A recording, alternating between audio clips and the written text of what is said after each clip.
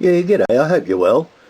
Tonight I've been having a look at Mayor Twellinger's YouTube channel and watching a few of his latest videos.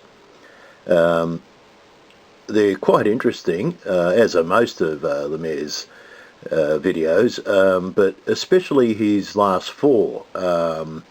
Shoot to Kill, which is one made for the Shoot to Kill laws, which have been introduced almost Australia-wide because of the phony fake show terrorist events.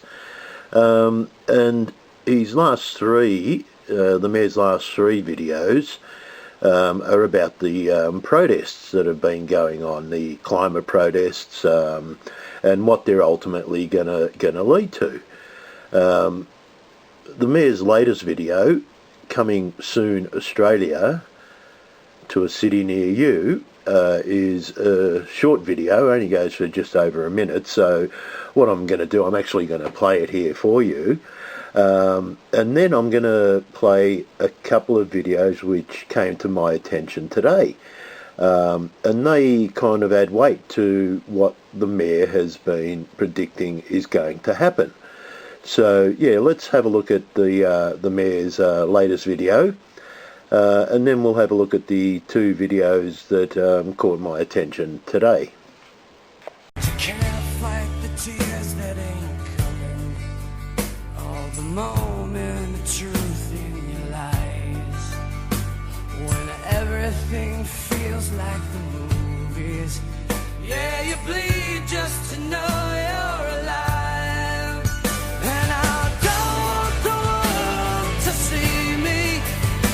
I don't think they'd understand when everything's made to be broken.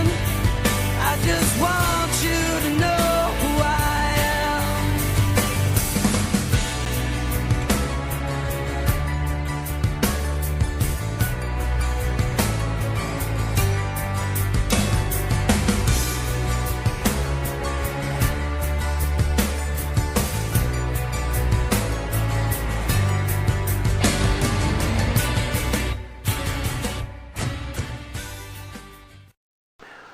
Okay, well, I'll leave a link to the Mayor's YouTube channel, just in case you're not subscribed to him. And now I'll show you the first video that caught my attention today. Just watch this. Deploys. Stinger! Stinger! Stinger! Behind the security gates at the Victoria Police Academy, all the sounds of a riot. What are you going to do? You're going to kick me out? I live here! But this is no ordinary suburban street. Welcome to the training ground for the Public Order Response Team. The past few weeks have been particularly demanding after a string of climate protests shut city streets and blockaded a mining conference, sparking some controversial confrontations.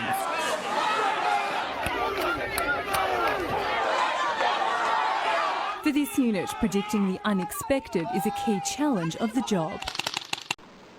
Now, I'm just going to quickly stop it there to point out that the gun being shown there or being used there uses a variety of projectiles, including bullets. They can switch from either, things like paintballs to bullets whenever they want.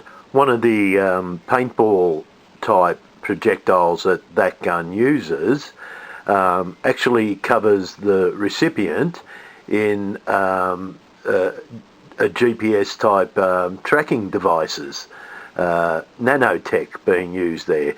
So the cops don't actually have to pick you up after they've shot you and covered you with this paintball projectile.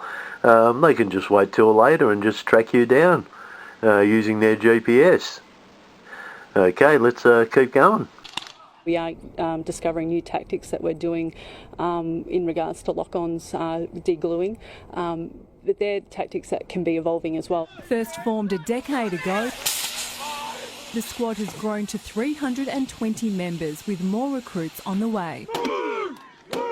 Their focus is crowd control using non-lethal techniques. This team is now one of the fastest evolving units in the force, with officers learning new skills and techniques every few weeks.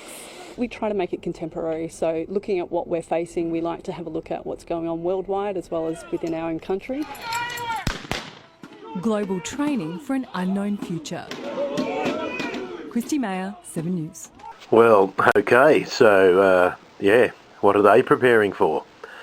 Now, if you thought that was scary, just have a look at this next one. This is the Loy Yang Power Station, feeds a lot of electricity all around Victoria, but this week it is also the scene of a joint operation, an exercise led by Victoria Police with the Australian Defence Force.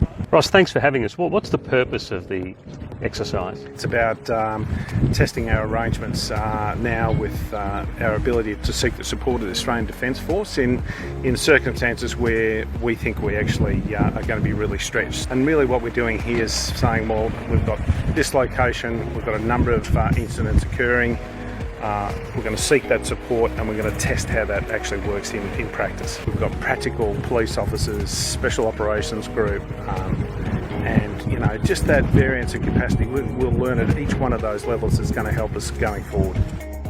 And people watching this, what should they think about this exercise? The ADF is here. Now, I've just stopped it here to point out that this guy, John Leo, is a wing commander. Now, to be a wing commander, you have to be in the Air Force, not the Army. So it looks like not only are the police involved, but the Army and the Air Force are involved in this. To support the police, to look after their security and their safety, and that's the main message, and this is what we're practicing. The key is that they go, we would never have known that unless we had done this exercise. You've got to go and do it in as realistic a setting as you can to realise what the real points are that you need to address or you need to react to. Great privilege to lead the Australian Army, and I talk about being Australia's Army. We're a national institution. We've served our nation over many years, but we're also served the community.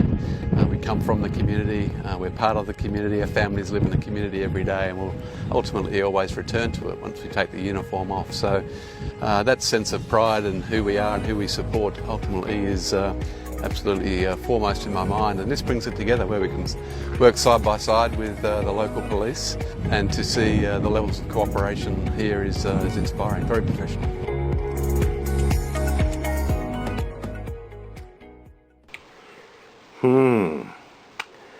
Reason to be fearful? I think you can bet your bottom dollar on that.